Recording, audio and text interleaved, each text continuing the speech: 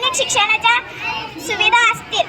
माझ्या स्वप्नातील भारतात शेतकऱ्याचा सन्मान केला जाईल. जर शेतकरी सुखी समृद्ध झाला तर आपला देशही समृद्ध होईल. भारतामध्ये भाषा, जात यावरून भेदभाव न